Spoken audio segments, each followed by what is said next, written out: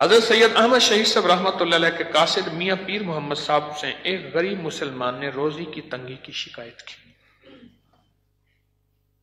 بہت بڑے پیر تھے، بزرگ تھے سید احمد شہید صاحب، بڑے اللہ کے ولی تھے.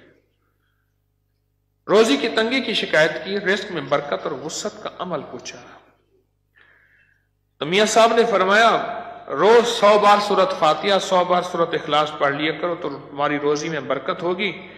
اور یہ وظیفہ مجھے میرے مرشد نے سید احمد نے دیا تھا، سید احمد شہید نے دیا تھا.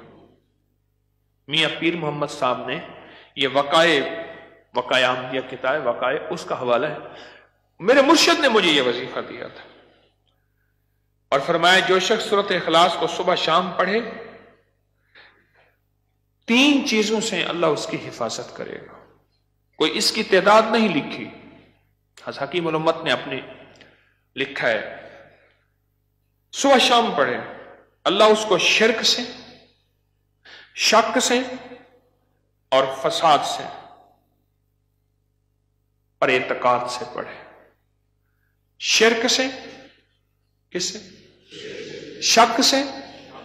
ہاں، شک بہت بڑا فتنہ ہے، شک بہت بڑی بیماری اور مصیبت ہے.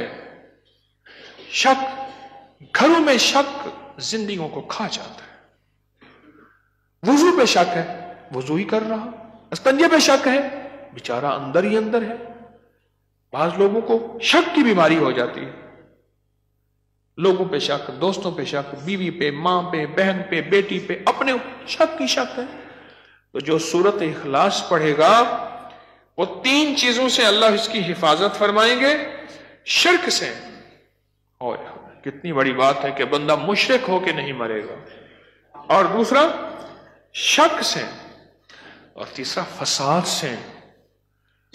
فساد سے مراد کیا ہے کہ اللہ اس کو فساد سے بچائے گا، فتنے سے بچائے گا، اور کوئی اس سے فتنہ نہیں، فساد نہیں کر سکے گا.